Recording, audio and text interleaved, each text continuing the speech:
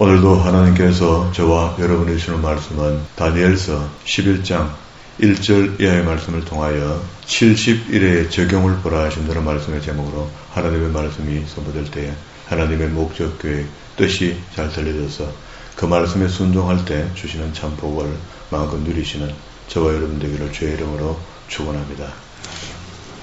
오늘 다니엘서가 끝이 나는데요. 다니엘서 전체 내용은 그렇습니다. 첫 번째 느부갓네살이 1장에서 두라평지에 세웠던 우상의 신상이 있잖아요. 그걸 해석하잖아요. 해석할 때에 머리 부분은 신바벨로니아 황금으로 만들어졌고 그러면서 왕이 흡족할 수 있도록 그렇게 설명을 했고 그 다음에 메데 페르시아가 일어날 것이고 그 다음에 헬라가 일어날 것이고 그 다음에 로마가 일어날 것이고 그 다음에 유럽 나라가 일어날 것이고 그리고 뜨인 돌이 하나 있는데 발가락 10발가락 위에 일부는 흙이고 일부는 쇠로 되어 있었는데 그 위에 떨어지니까 가루가 되어서 온 사방에 다 퍼져나가더라 하는 것이 첫 번째 느부갓네살이 본 이상을 해석해 준 거거든요. 그게 중근동 역사고 오늘 우리까지 그래 온 사방에 퍼져나가더라까지 이야기하면은요. 오늘 하나님의 교회가 온 세상에 다 퍼져나간다 하는 그런 의미가 있어요.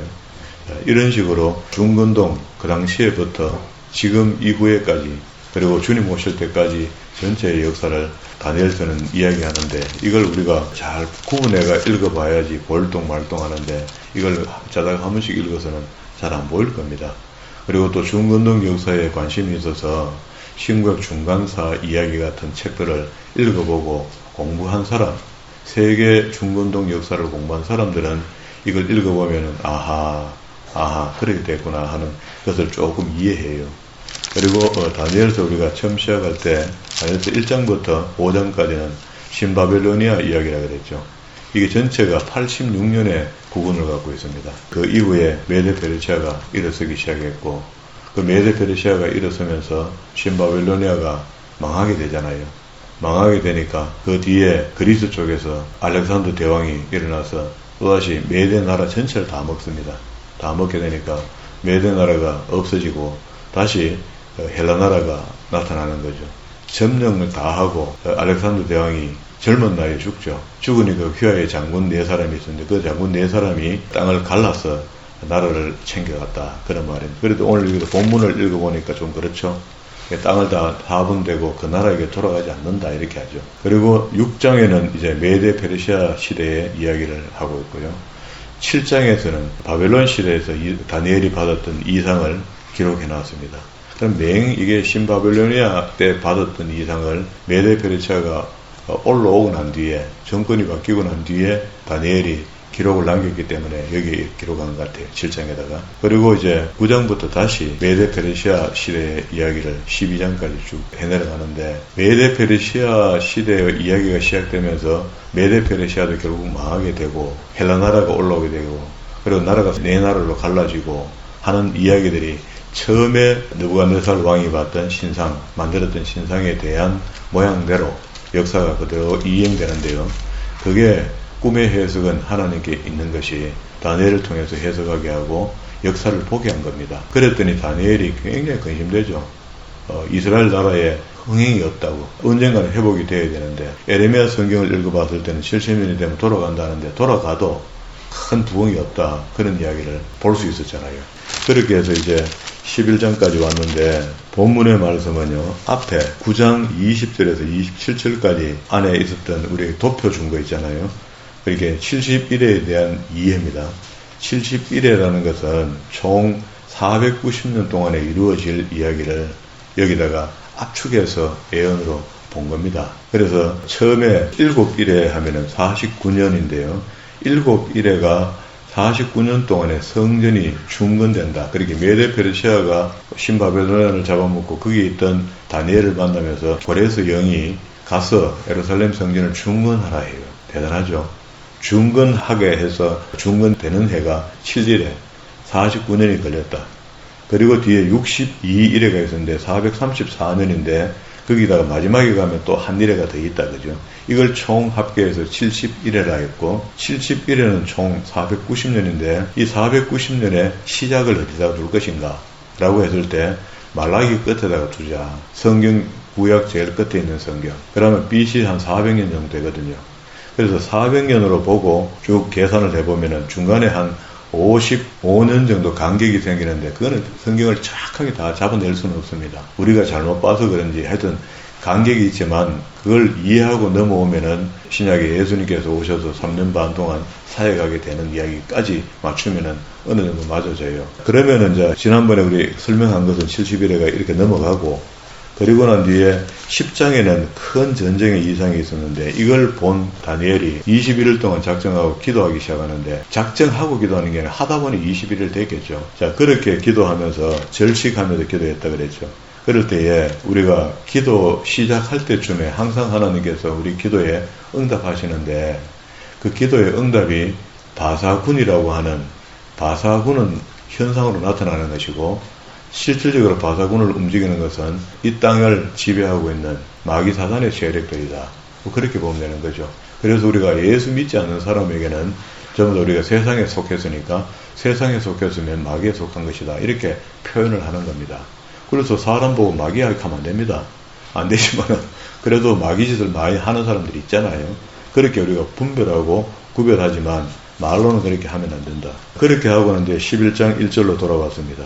내가 또 메대 사람 다리오 원년에 일어나 그를 도와서 그를 강하게 한 일이 있다. 이제 내가 참된 것을 내게 보이리라. 보라, 바사에서 또 새 왕이 일어날 것이요 그 후에 넷째는 그들보다 힘이 부여할 것이며 그가 그 부여함으로 강화해진 후에는 모든 사람을 충돌하여 헬라국을 칠 것이며 그리스를 치러 갔다 그런 말입니다. 원정 전쟁을 하다가 메데페르시아가 힘이 다 빠지거든요. 세계 중건동 역사를 공부해보면 그래요.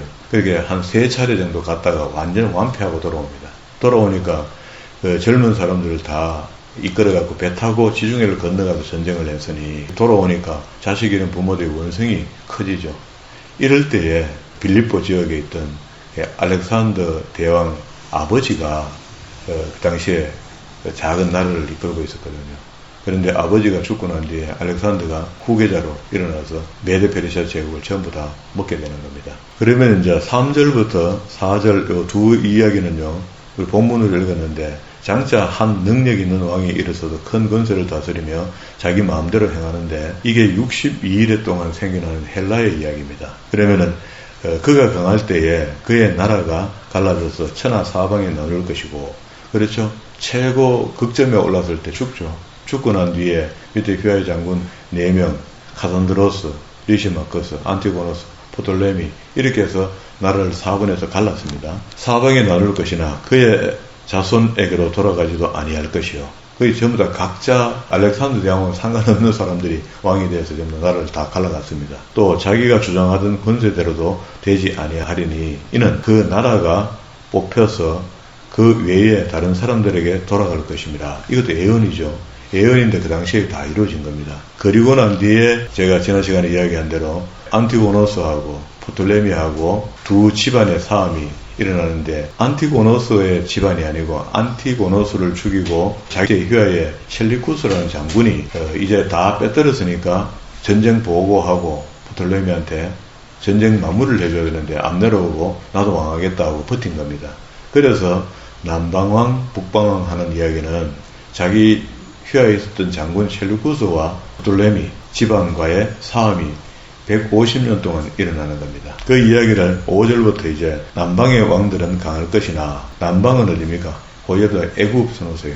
포톨레미 군대다 이 말이죠. 강할 것이나 그 군주들 중에 하나는 그보다 강하여 권세를 떨치리니 하는데, 그 군주들 중에 여러 왕들 중에 북쪽에 있는 왕 하나가 힘을 쓴다는 거죠. 그보다 강하여 권세를 떨치려니 그의 권세가 심히 클 것이요 몇 해 후에 그들이 서로 단합하리니 곧 남방왕의 딸이 북방왕에게 가서 화친하리라. 그러나 공주의 힘이 쇠하고, 공주가 죽는다는 말이죠. 죽으니까 그 왕은 서지도 못하며 권세가 없어질 뿐 아니라 그 공주와 그를 데리고 온 자와 그를 낳은 자와 그때 도와주던 자가 다 버림을 당했다. 그럼 완전 또 정권이 바뀐다는 이야기죠.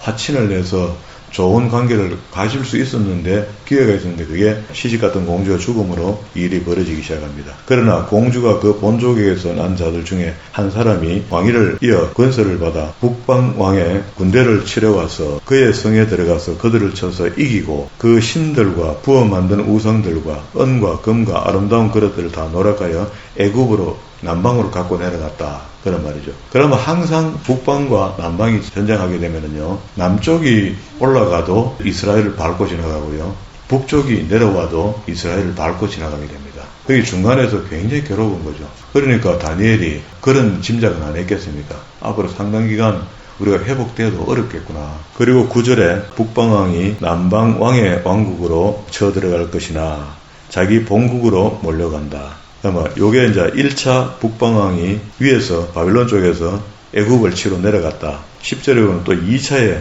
또 쳤고, 13절에 보면 3차에 북방왕은 돌아가서 다시 군대를 전부 다 더 많이 준비했다가 몇 대 후에 대군과 많은 물건을 거느리고 그때에 여러 사람이 일어나서 남방왕을 칠 것이요. 그러면 이제 북쪽에서 남방으로 내려오고 남방에서 올라가고 서로 왔다 갔다 하면서 전쟁을 시름시름 하는 게 그게 세월이 150년 정도를 전쟁을 하니까 둘 다 뭐 엉망되죠. 자, 그럴 때에 14절 안에 그 네 백성 중에서도 포악한 자가 스스로 높아져서 환상을 이루려 할 것이나 그들이 도리어 걸려 넘어진다. 그러기에 전체 다 나라를 통일로 만들어가 제국을 다시 한번 가지려 하는 욕심을 가진 사람이 넘어졌다. 그런 표현입니다. 그리고 중간에 보세요. 16절에 보면은요, 16절 후미에 그는 영화로운 땅에 설 것이요, 그 욕심을 가진 사람이, 왕이 그의 손에는 멸망이 있으리라.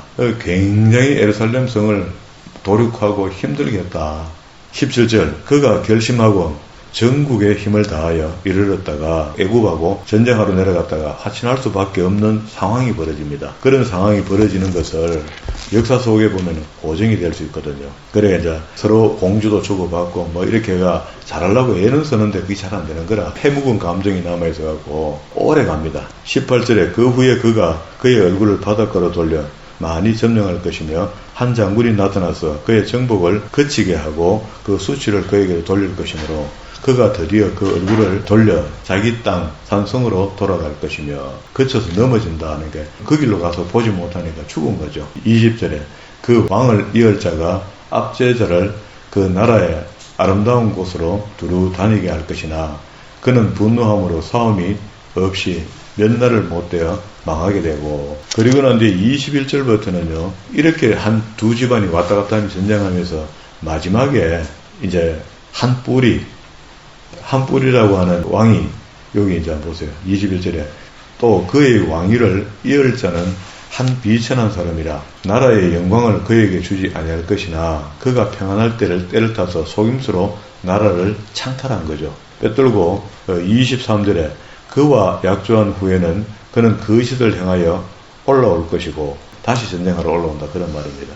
24절 중간에도 보면 그는 노력하고 탈취한 재물을 무리에게 흩어주며 계략을 세워 얼마 동안에 산성들을 칠 것이며 그게 모든 주변의 나라들을 다 친다는 거예요. 전쟁한다는 겁니다. 그것인데 때가 이르기까지 그렇게 한다. 그런데 이런 일을 왜 하는가 했더니 하나님의 때가 있다는 거라. 그렇게 하면서 북쪽에서 다시 이제 남쪽으로 내려오는 전쟁을 하는데요. 첫 번째 내려오는 전쟁이 25절입니다. 그가 그의 힘을 떨치며 용기를 다하여 큰 군대를 거느리고 남방왕을 칠 것이요.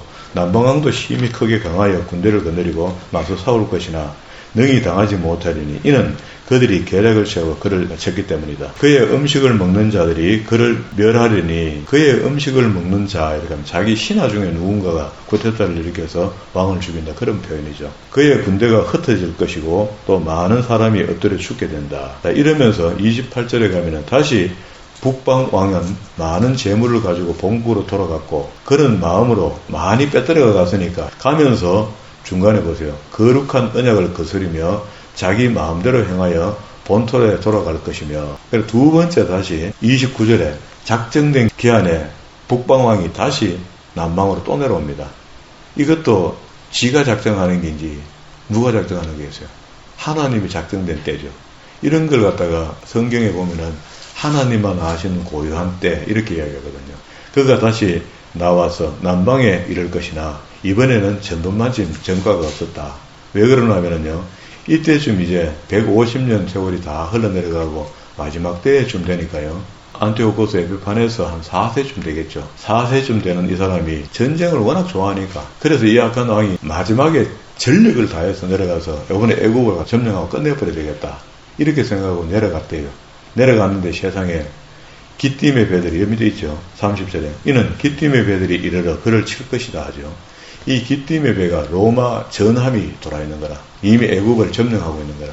그래서 애국을 이미 주둔하고 있는 로마 영사가 딱 나와갖고, 왕은 아니죠, 장군이죠, 영사가 딱 나와갖고 우리 전함하고 군사를 보고 현대 장비를 보고 전쟁할 마음이 있거든, 전쟁 시작해라.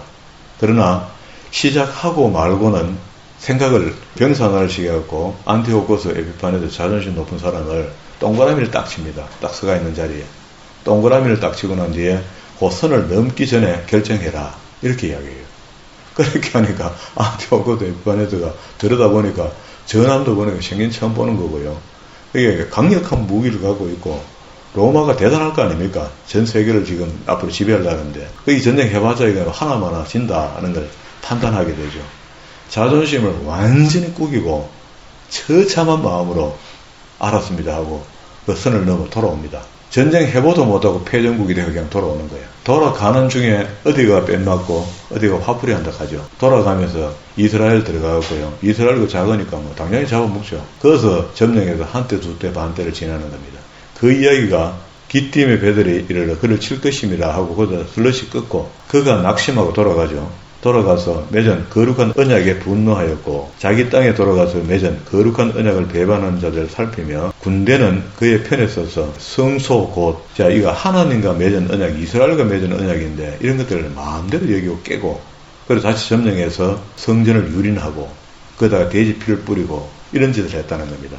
그래서 이 북방왕, 마지막 왕을 적그리스도의 표상이다. 앞으로 우리 마지막 때에 이런 나라의 군주가 나올 것이라는 거예요. 세계에. 누가 될지 모르죠. 31절 중간에 성소를 견고한 곳을 더럽히며, 그러면 성전을 더럽혔다. 매일 드리는 제사를 폐해버리고 마음대로 했단 말이죠. 멸망하게 하는 가증한 것을 세우며, 그럼 우상을 세웠단 말이죠. 예루살렘 성전 안에다가. 그가 또 언약을 배반하고 악행을 하는 자를 속임수로 타락시킬 것이나 오직 자기의 하나님을 아는 백성은 강하여 용명을 떨치게 된다. 그래도 끝까지 반항하는 사람들이죠. 우리나라 같으면은, 우리나라가 일본에 점령당했는데 안중근 가문 같은 그런 사람들은 끝까지, 김구 이런 사람들 끝까지 버티죠. 독립군으로. 맨 그런 가문이 있었던 거야, 그 당시에. 그래서 33절에 백성 중에 지혜로운 자들이 많은 사람들을 가르칠 것이나 그들이 칼날과 불꽃과 사로잡힘과 약탈을 당하여 여러 날 동안 몰락하는데 그게 한때 두때 반때가 된다. 그들이 몰락할 때에 도움을 조금 얻을 것이나 많은 사람이 속임수로 그들과 결합할 것이며 또 그들 중에 지혜로운 몇 사람이 몰락하여 무리 중에서 연단을 받아 정결하게 되며 희게 되며 마지막 때까지 이르게 하려니 이는 아직 정한 기한이 남았기 때문이다. 그러면 하나님이 정한 때가 되면은 나라가 회복된다면 그런 이야기죠. 그게 이스라엘입니다. 그게 하나님의 뜻 속에서 나라가 계속 움직여지고 있는데, 물론 이스라엘을 중심으로 움직여지고 있지만 그때 주변의 중건동 나라들의 위세가 이렇게 성경에 다 기록이 되었습니다. 그리고 이제 36절에 그 왕은 나는데 이게 북방왕이죠. 그게 아까 자존심이 강했다는 안티고노스. 자기 마음대로 행하며 스스로 높여 모든 신보다 크다 하며 비상한 말로 신들의 신을 대적하며 형통하기를 분노하심이 거실 때까지 하려니 이는 그 작정된 일이 반드시 이룰 것이다. 그러니까 이 사람 쓰는 것도, 독한 왕을 쓰는 것도 하나님이 쓰시죠. 하나님의 정한 때다. 그가 모든 것보다 스스로 크다 하고 그의 조상들의 신들과 여자들을 흠모하는 것을 돌아보지 아니하며 어떤 신도 돌아보지 아니하고 그 대신에 강한 신을 공경한다는데, 이걸 갖다가 역사학자들은요 제우스 신이다 라고 추정을 해요. 그러니까 이제 전쟁의 신, 또 그의 조상이 알지 못하던 신에게 금, 은, 보석과 보물을 드려 공경할 것이며 그는 이방신을 힘입어 크게 견고한 산성들을 점령할 것이고 무릇 그들을 안다 하는 자에게는 영광을 더하게 하여 여러 백성들을 다스리게 하며 또 그에게 뇌물을 받고 땅을 나눠주기도 한다. 지금같이 포퓰리즘, 이게 정치다, 정치, 전부 다. 그리고 난 뒤에 이제 40절부터 12장 4절까지 안에 있는 이야기는 71회로 이야기하면 마지막 한 일에 대한 이야기라 지난번에 설명을 했죠. 그러니까 3년 반 동안에 생길 일, 그 이야기를 전 3년 반에 생길 일을 40절에 마지막 때에 남방왕이 그와 힘을 겨룰 것이나 북방왕이 병과 마병과 많은 배로 회오리 바람처럼 그에게로 마주 와서 여러 나라를 침공하여 물이 넘친 것 같이 지나갈 것이고 41절 그가 그 영화로운 땅에 들어갈 것이요 많은 나라를 패망하게 할 것이나 오직 에돔과 모압과 암몬 자손의 지도자들은 그의 손에서 벗어난다. 공격을 받지 않는다. 그리고 44절에 그러나 동북에서부터 소문이 이르러 그를 번민하게 하므로 그가 분노하여 나아가서 많은 무리를 다 죽이며 멸망시키고자 할 것이요 45절 그가 장막 궁전을 바다와 영화롭고 거룩한 산 사이에 세울 것이나 그의 종말이 이르니 도와줄 자가 아무도 없게 됐다.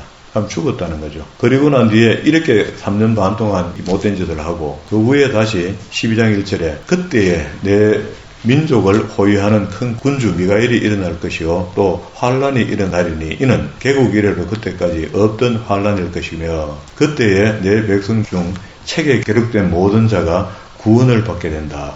그럼 이거 종국인데요. 계시록으로 이야기하면 11장 15절에 마지막 나팔을 불고 난 뒤에 순식간에 생기는 5가지 일들이 있는데 그 중에 백보자 심판이 있거든요. 20장에.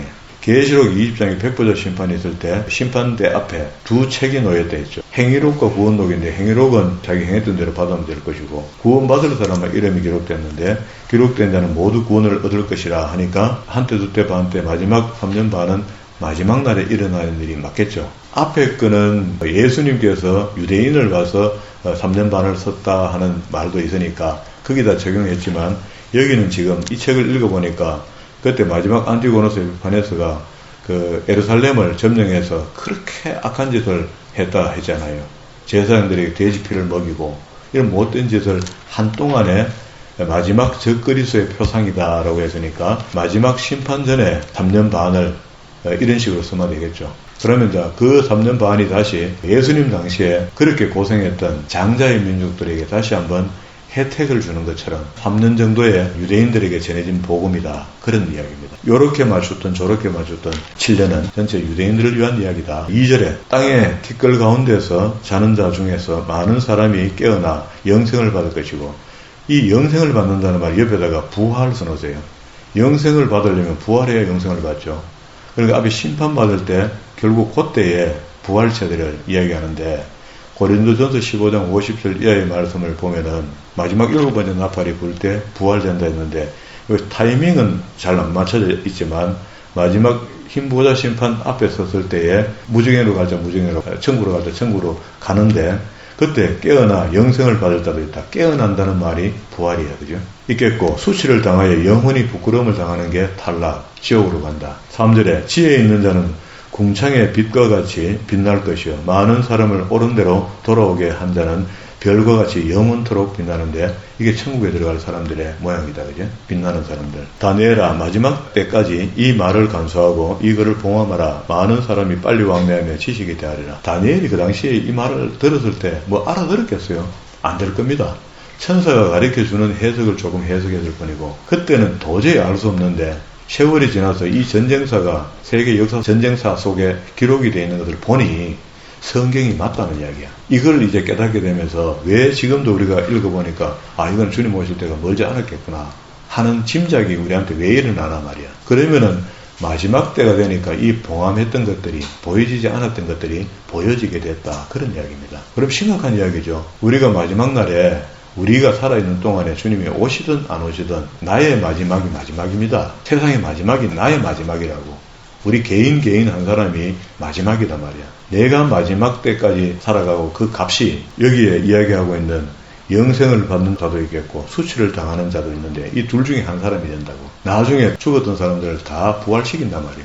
시켜서 백보자 심판 앞에 온다고요. 이제 여기까지가 이야기가 마지막 7년에 대한 상황을 이렇게 설명을 했고요. 5절부터는 종말에 대한 두 천사가 서로 대화하는 내용을 마지막까지 합니다. 나 다니엘이 본적 두 사람이 있는데 한 강 이쪽 언덕에 섰고 한 강 저쪽 언덕에 굉장히 크죠. 천사니까 큰 목소리로 서로 대화하는 거 봐요. 그 중에 하나는 세마포옷을 입은 자 곧 강물 위에 있는 자에게 이르되 이 놀라운 일의 끝이 어느 때까지 가겠느냐 하더라. 내가 들은 적 그 세마포옷을 입고 강물 이쪽에 있는 자가 자기의 좌우 손을 들어 하늘을 향하여 영원히 살아계시는 이를 가리켜 하나님을 가리켰단 말이죠. 맹세하여 이르되 반드시 한때 두때 반때를 지나 성도의 권세가 다 깨지기까지 세월을 다 지내야 된다. 때가 돼야 된다. 이 71회를 이야기했잖아요. 그 마지막 끝에 한때 두때 반때 3년 반 그게 끝날 때가 언제나 할 때 그 두 정인, 여기도 두 천사가 나왔지만은 우리 계시록 11장에도 두 정인이 있죠. 모세같고 엘리야 같은 사람. 그 사람이 목적은 유대인들에게 복음을 전하러 왔지만 여기에 나오는 것을 봤을 때 그 시간을 다 쓴다 그런 이야기입니다. 그러면은 마지막 7번째 나팔이 불려지고 온 세상은 이제 끝난다. 지나기까지니 그렇게 되면 이 모든 일이 다 끝나리라 하더라. 이 모든 일 무슨 일? 종말이 온다. 성경을 우리 공부하면서 언제 주님 오시나 하고 뭐 우리가 살고 있잖아요. 우리 또 죽을 겁니다. 죽고 나면 우리 후손들이 또 살 거거든요. 그러게 또 그 고민을 또 할 거거든요. 그러면서 그때가 언제냐 할 때 하나님의 때, 하나님만 아시는 고향 그날에 그때가 된다. 8절에 내가 듣고도 깨닫지 못하고 무슨 말인지 자기가 알 수가 없대요. 내가 이르되 내 주여 이 모든 일이 결국은 어떻게 하겠나이까 이렇게 여쭈니까 그가 이르되 다니엘아 갈지어다. 이 말은 마지막 때까지 감수하고 봉함할 것이며 그게 마지막 때가 되니까 우리가 지금 읽어보니까 어느 정도 이해가 되죠. 그러면 우리가 마지막 때 살고 있는 겁니다. 언젠지는 모르겠어요. 그죠? 알 수가 없습니다. 그러나 예수님께서 말씀하시기를 그 마지막 때를 가을이 되면 낙엽이 떨어지고 봄이 되면 꽃이 피고 여름에는 열매가 맺는 것 그 계절을 구분할 수 있잖아요. 누가 날짜가 언제 며칠 않게도 봄이네, 여름이네, 겨울이네 낙엽이 떨어지니까 이렇게 아는 것처럼 주님 오실 때를 날짜는 모르지만 때를 알 수가 있도록 되어 있다는 거예요. 믿음 있는 사람들에게는. 그리고 10절에 많은 사람이 연단을 받아 스스로 정결하게 하며 희게 할 것이나 악한 사람은 악을 계속 간질을 계속한다. 11절에 매일 드리는 제사를 폐하며 멸망하게 가져갈 것. 이제는 제사가 없어진 시대에 멸망하잖아요. 그러면 예배를 못 드리게 하겠죠. 그래서 코로나 때 예배 드리니 못 드리니 그거 심각하게 이야기한 겁니다. 가정한 것을 세울 때부터 1290일을 지날 것이며 그러니까 이것도 3년 반입니다. 기다려서 1335일인데 이것도 43달. 너는 가서 마지막을 기다리라. 이는 내가 평안히 쉬다가 끝날 날에는 내 몫을 누릴 것이게 된다. 우리도 끝날 날이 되면 우리 몫을 누려야 되겠죠. 우리 몫이 천국 가는 게 돼야 됩니다. 뭐 그러면 안 되겠습니까? 그러면은 이 이야기는 전체로 봤을 때는 1장부터 12장까지밖에 없는데 전체는 전부 다 중근동 역사 이야기를 중심으로 이야기해 오다가 마지막 때까지 이야기를 하니까 이 책이 아주 중요한 책이 되는 거죠. 이제는 우리한테 보여지고 있고 알만하단 말이죠. 옳은 신앙인으로 돌아와야 되는 겁니다.